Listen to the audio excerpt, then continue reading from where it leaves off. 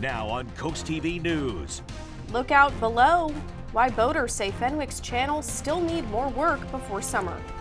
A developing campground for the homeless. And nearing completion, an affordable housing project making major progress in Lewis. And we're about to become steamy before we change over to stormy. I'll share what I'm tracking coming up. This is CoastTV News at 5. Boaters are gearing up, getting ready to hit the water, but there's some safety concerns near Fenwick Island. Good evening. I'm Christina DeRobertis. And I'm Charlie Sakaitis. Madeline Overturf is on assignment. We begin tonight with a long-awaited update to the bay near Fenwick Island. Now, back in October of 2024, a dredging project in town made things easier for boaters to cruise by, but these markers are still in the wrong spots. And CoastTV News reporter Kevin Zappe is live in Fenwick Island. Kevin, misplaced markers could cause some problems. Christina, channel markers are essential to let boaters know where they're going in the water. But if those markers are misplaced, that can cause concerns and problems.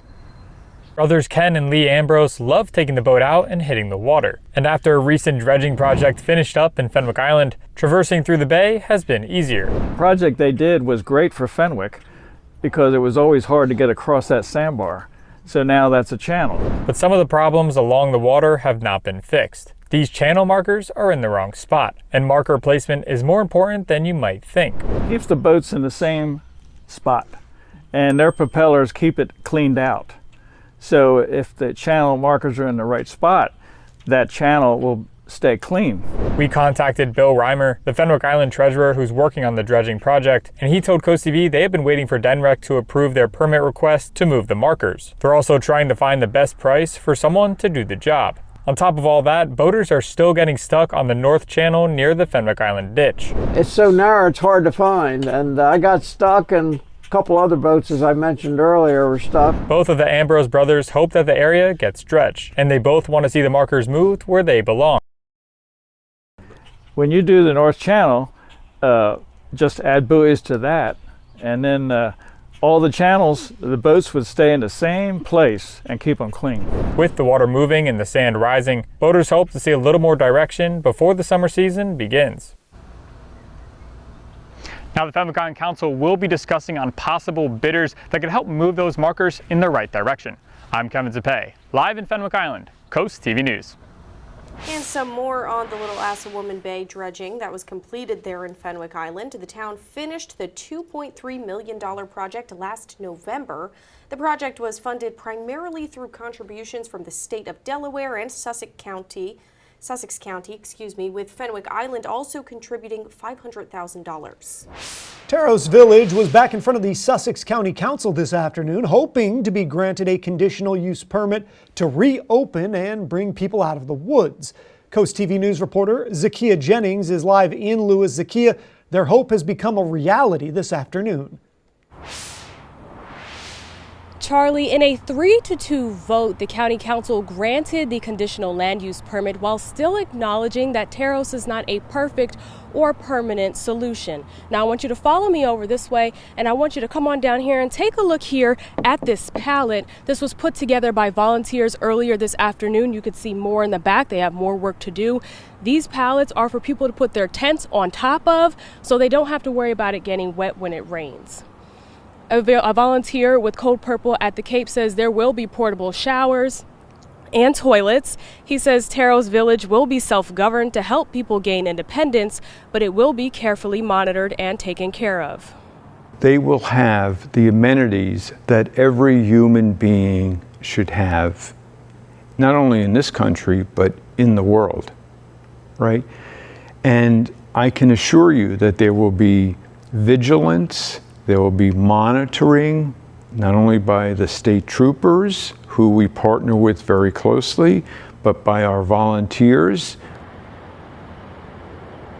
Those setting up Taros Village hope to have it up and running by early July. Live in Lewis, Zakiya Jennings, CoastTV News. The Delaware General Assembly back in session today, and District 20 Representative Stell Parker Selby was absent once again. Parker Selby has missed every single vote this year. That's at least 145 votes. Now, politicians have confirmed that Parker Selby had a stroke this winter. You may recall in our reporting last week, the Speaker of the House said she wanted to introduce virtual voting. And that's what brings us into our Coast TV poll. We want to know what concerns you most about virtual voting. Let's take a look at the results now. Take a look at your screen. You can see 64% say they're concerned about less transparency. 28% say security risks, and just a few with rule changes or an unfair advantage. We do have a comment today from Cindy in Milton. She says, quote, "Only trust in-person voting. Too much of a security risk and falsification," unquote. If you haven't voted yet, if you want to leave your own comment, you can do that at coasttvnews.com or use the Coast TV mobile app. Building is happening everywhere, and in Lewis, the latest development is making major progress. It's called Dutchman's Harvest on Savannah Road, and it's expected to be workforce housing. Coast TV News reporter Emma Aiken is live in Lewis. Emma, the housing would only be available for full-time workers in Sussex County. Charlie, this is the city's first affordable workforce housing project. In total, there's 140 multifamily units, a combination of 1, 2, and 3 bedroom places. And of those 140 units, 98 will be sold for roughly $100,000 below market value, according to developer Preston Shell. The remaining 42 units would be cheaper, with 14 already sold and 28 available for rent in about 4 or 5 months. And some locals we spoke with today say this is an asset to the community. It's always been a concern for me personally. People shouldn't have to drive an hour to work because they can't find any affordable housing in the area. And we spoke with developer Preston Shell earlier, and he says the first group of people will be moved into these places by the end of the month. Reporting live in Lewis, Emma Aiken, Coast TV News. Let's go ahead and take a live look into Lewis right now as we check in with our First Alert Chief Meteorologist, Paul Williams. Paul, what are we expecting as we start to really get into this week? Well, we're getting a little bit of sunshine here, and that's actually going to push the temperatures up. And so the heat and humidity that's on the way, that will set the stage for possible stormy weather Wednesday going into Thursday. The base is already being set up for it right now. Take a look at the foundation is the word I was looking for. So in Laurel right now, we have 80 degrees right now, and we are expecting temperatures to stay in the 70s with more moisture in the form of additional cloud cover in our region. We're at 75 degrees at Long Neck, Millsboro, 80 in Redden, 80 in Laurel, as well as Seaford. Here's the latest look at what's happening with our live radar. We have that a good deal of moisture, and it's just cloud cover for right now. But in our proximity, look what we have. A heat advisory that will kick in on Thursday morning going into Thursday night. So listen, we're going to get really steamy on Wednesday and really have to deal with some additional or dangerous heat by the time we get into Friday. And then there's this. And we're going to talk about this and how this is going to affect us during your full forecast. Till then, back to you, Christina. Thank you, Paul. President Trump sat down in the Situation Room with his national security team, keeping an eye on the conflict between Iran and Israel. He abruptly left the G7 summit to do so. NBC's Monica Alba shows us how now the question is, how much will the U.S. get involved?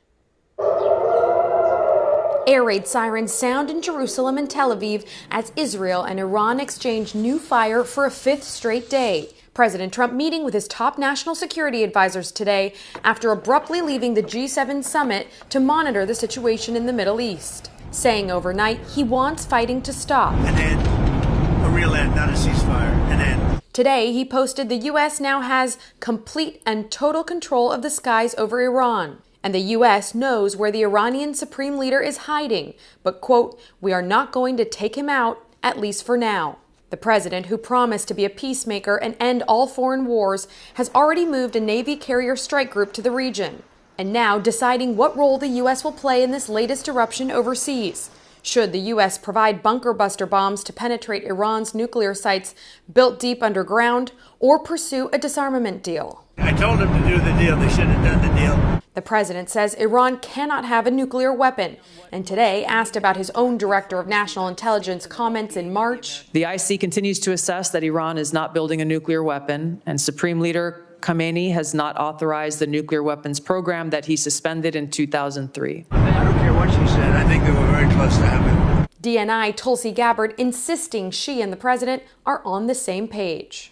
This latest action by President Trump bringing a strong reaction from Capitol Hill, where a bipartisan group of lawmakers is pursuing a resolution that would require the administration to seek congressional approval before going to war in the Middle East. Monica Alba, NBC News, Washington. And according to a new poll, a majority of Americans do not support President Trump's proposed tax policy bill. House Republicans passed the One Big Beautiful Bill Act, and it's currently being discussed by the Senate. According to new polls from the nonpartisan research group, 64% of Americans have an unfavorable view of the measure. The mega bill's main focus is to extend Trump's 2017 tax cuts. The House version also aims to fulfill several of Trump's campaign promises, including temporarily eliminating taxes on tips, overtime, and auto loan interest. Coming up, car prices in neutral. Why auto industry experts say car prices are holding steady despite tariffs. We have severe storm potential brewing to our west and then starting to lean in our direction. We'll talk more about the timing of that coming up. But first, chilling new details about the Minnesota shooter's motives before targeting state lawmakers. That's up next.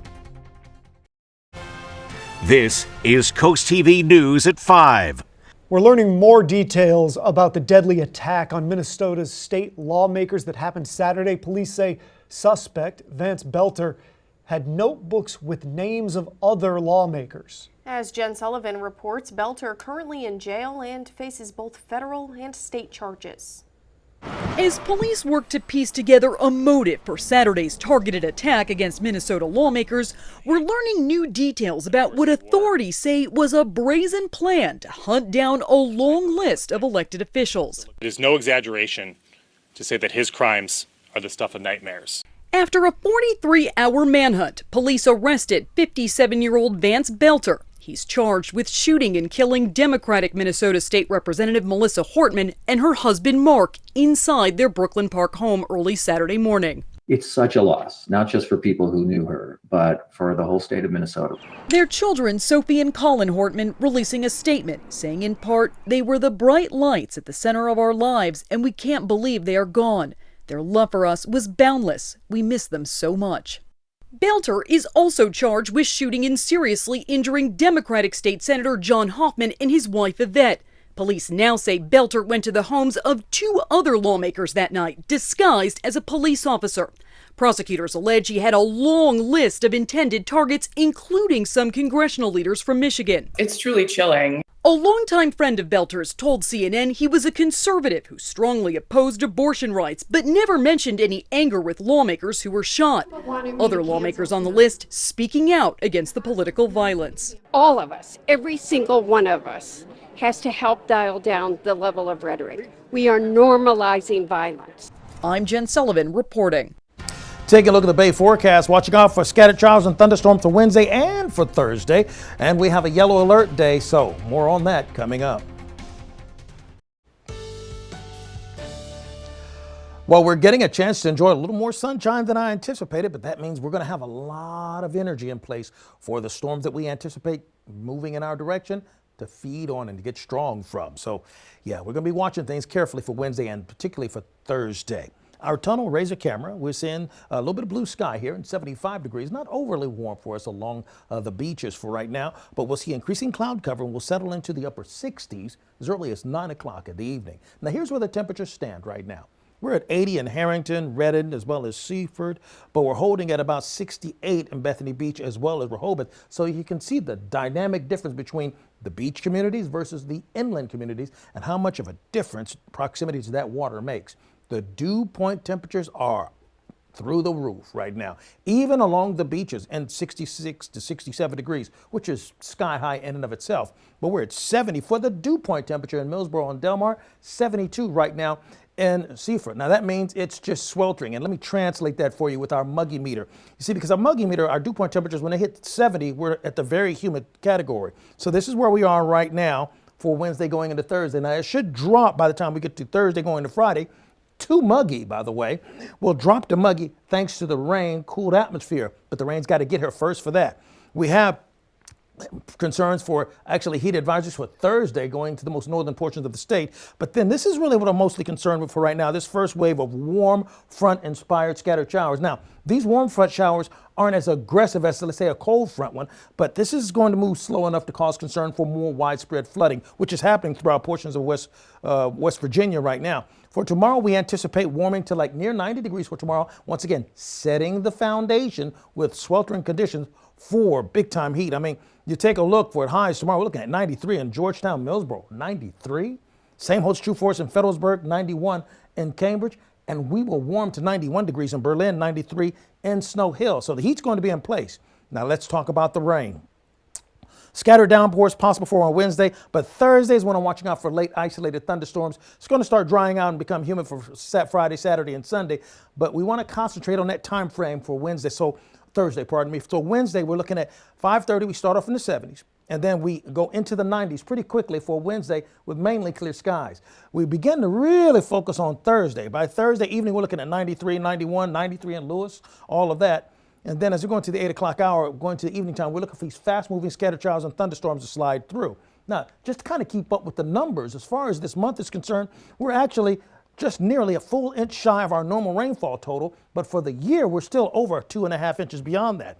As we break this down, you see 7:30, this one begins to make a sweep on through, and then by the evening hours, it begins to push on through our immediate area. Same holds true for us for the Milton, Millsboro, and along the Highway 30 and 130 line. Those showers pull through very quickly, and all these arrows show the aggressiveness of those storms and of that wind when it pushes through. So we're going to stay dry near Assateague and Chincoteague and relatively dry for Ocean City, Fenwick Island, but that won't be the case for us in Lewis, watching out for those storms to kick off for Wednesday going into Thursday. Finally, here's a look at the extended forecast. Prepare yourself for thunderstorms on Wednesday, Thursday, and Thursday Juneteenth celebrations. Might want to have Plan B ready. All right, thank you, Paul.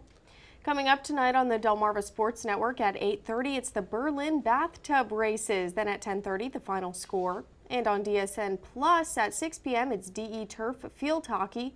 Also at 6, Crown Sports Center in boys basketball. Then at 7:30, Wrench Plumbing versus Delmarva Aces in baseball. And coming up, despite the tariffs, auto prices are down. Experts explain why that's happening and if it's going to last. Stay tuned on Coast TV News at 5. Listen to this. Even with 25% tariffs on all imported cars, auto parts implemented by the Trump White House for the last 2 months, auto prices haven't skyrocketed the way that some analysts expected they might. Research found that the price paid for new cars in May dipped 2.2% on average when compared to April. That's after auto sales climbed in March as some consumers sought to get ahead of those tariffs. Commerce Department data showed car and auto parts sales, though, did drop 3.5% in May from April. A big part of the overall pullback is coming in retail sales. By having fewer consumers say, let's go dealership right here, right now, buy a car, it does prolong how long it will take before the tariffed cars show up. The Bank of America Institute says their research predicts tariffs will boost prices higher, though, within the coming months. In related news, Americans had a tighter grip on their wallets last month. The Commerce Department says U.S. retail sales fell by 0.9% in May compared to April. The May reading represents the steepest monthly decline since January. Tariffs had retail sales surging in March, but spending has slowed since then. And Kraft Heinz plans to remove synthetic dyes from its products. The condiment maker announced it will remove them before the end of 2027. The company also said it would not launch any new products in the United States with artificial dyes. Nearly 90% of its current products are already free of those products. Now here's a live look outside into Ocean City. We'll have one more check on the forecast after this. Coming up new on Coast TV News at 6, in an exclusive interview with Coast TV News, a member of Stell Parker Selby's own party says one of the House Speaker's tactics is a lie. That story and more at 6. Okay. All right. Ocean City dry tech camera at 71 degrees right now. We're going to stay in the low 70s to upper 60s for the rest of this evening. We are looking like we're staying very clear for this point, but we're looking for steamy conditions to kick in, particularly for Wednesday going into Thursday. Bill Burns of Salisbury, congratulations. You're our umbrella winner. Congratulations. Keep up with your forecast by calling our weather line. Your forecast is just a call away. Sponsored by the law offices of Bruckstedt, Mandalis, and Federico. And finally, here's a look at your exclusive 10-day forecast. Now remember, we are about to kick off summer officially on Friday, and it's going to feel every bit of it. All right, thanks, Paul. Thanks for joining us for Coast TV News at 5. For more news, more local weather, download our Coast TV News app. The Inside Edition is up next. And we're going to see you later tonight for Coast TV News at 6. Have a great evening.